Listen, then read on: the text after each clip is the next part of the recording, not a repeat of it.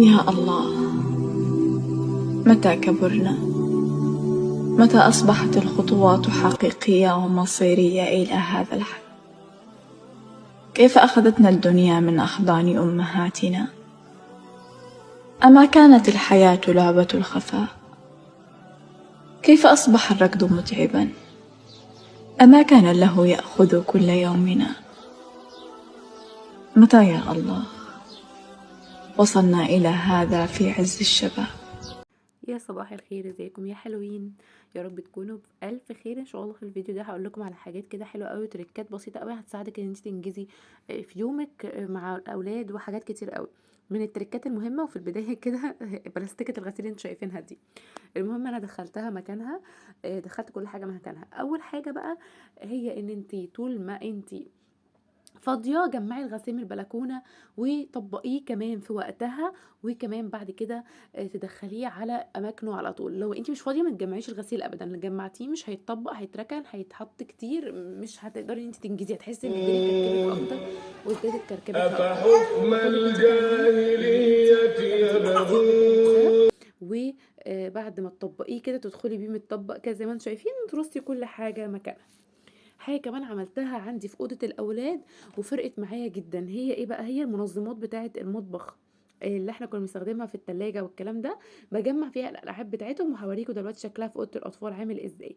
وكمان تالت حاجة بقى مهمة قوي، ان انتوا أول ما تصحوا يعني اثناء ما انتوا بتحضروا الفطار بتاعكم او كده، تروقوا او تظبطوا المكان اللي بيكون في المدخل بتاع الباب بتاع الشقه عندكم. يعني انا مثلا المدخل بتاع باب الشقه عندي هي الصاله او الركنيه او الليفنج زي ما تحبوا تسموها، يعني زي ما بتحبوا تسموها سموها.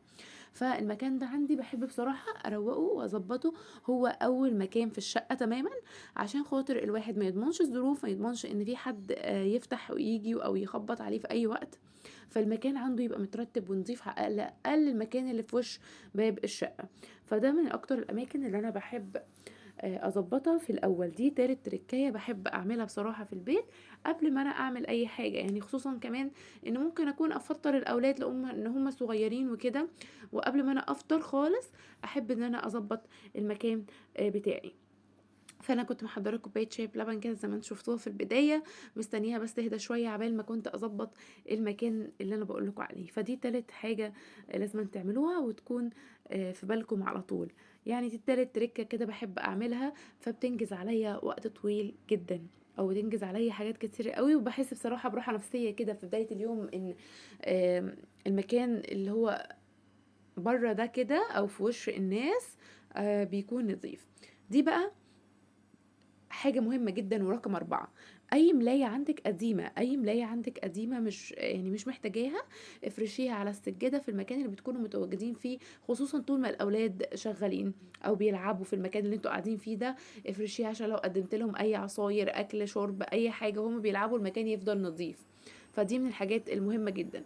رقم 5 بقى من الحاجات المهمة جدا ولو عملتيها هتفرق جدا معاكي، هي القرآن في البيت. القرآن في البيت أثناء شغل البيت كمان بتحسي بنشاط، بركة، تركيز، وسرعة جدا، بتقدري تنجزي مهام كتير قوي. كفاية ان كلام ربنا بيذكر في البيت دوت، فهتحسي براحة ونفسية وحاجة يعني كده لطيفة وجميلة وبركة في المكان. انا جبت كوباية الشاي بلبن بتاعتي بعد ما اكلت سندوتش على السريع كده وانا بلملم، وقلت ان انا اجيب البلانر بتاعتي واشوف بقى ايه الحاجات اللي ورانا في خلال اليوم ده. انا بحب بصراحة برضو من التركات اللي هتفرق معاكم رقم 6، ان انتوا تخططوا ليومكم.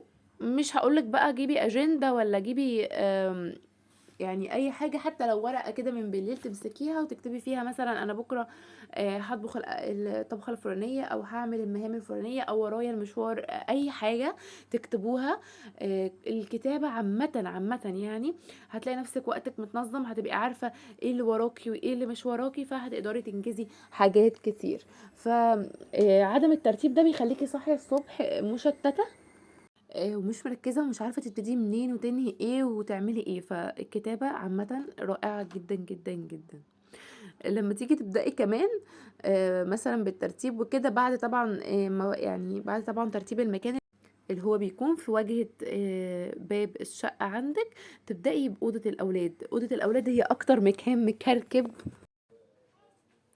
فهابتدي كده طبعًا أرتّب السراير، ودي المنظمات زي ما قُلت لكم اللي هي بتاعة المطبخ والتلاجة والكلام ده، جمّعت فيها الألعاب بتاعتهم، يعني حطيت مثلًا في واحد فيهم المكعبات، التاني حطيت فيه مثلًا جمّعت فيه الحيوانات والطيور والحاجات بتاعتهم دي كلّها وحطيتها، التالت ده حطيت فيه أدوات المطبخ بتاع بنوتي اللي هي البوتاجاز والأطباق والمعالق وحاجات كده، كمان بالإضافة لإن هُم بيحبوا يلعبوا بحاجات الدوا زي مثلًا معالق الدوا، أنا ما باستخدمش المعالق دي اللي هي بتكون موجودة في علبة الدوا، وفي كمان سرنجات كده كنت باجيبها، يعني سرنجات بتتمسح من عليها الأرقام ما بالحقش استخدمها بتكون سيئة جدًا، فباغسلها وبادّيهم يلعبوا بيها، بيحبوا جدًا الحاجات دي على فكرة أكتر من الألعاب بتاعتهم اللي هي الحيوانات أو المكعبات أو الدباديب أو العرايس أو الكلام ده كله، بيحبوا الحاجات اللي هي اللي إحنا بنستخدمها، هُم كمان بيحبوا يستخدموها، فأنا مرتبة لهم بصراحة الحاجة فيها كده، فمنظمة الدنيا جدًا، و أي ممكن تستخدمي بقى أي حاجة عندك زي مثلًا جردل قديم، أو اللي هو العلبة اللي بيكون فيها الدهانات زي العلبة دي مثلًا، فمجمّعة فيها العربيات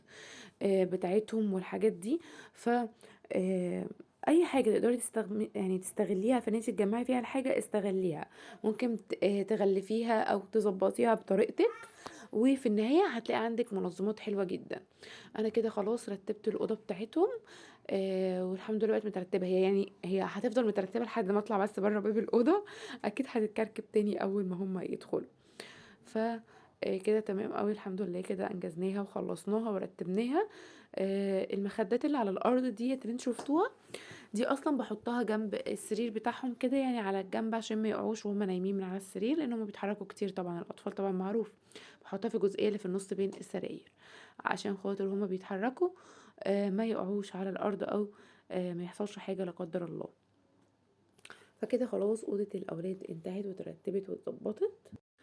طبعًا باحس بإنجاز كبير جدًا لمّا بانجز أوضة الأولاد عمومًا، والمكان اللي هو بيكون في استقبال باب الشقة لمّا بيكون نضيف ومترتب، بصراحة باحس براحة نفسية طبعًا لا غنى عن نضافة المطبخ، لمّا بيكون مترتب ونضيف بالشكل ده، بنحس براحة نفسية. استنوني في فيديوهات تانية ونصايح تانية وأفكار تانية كتير.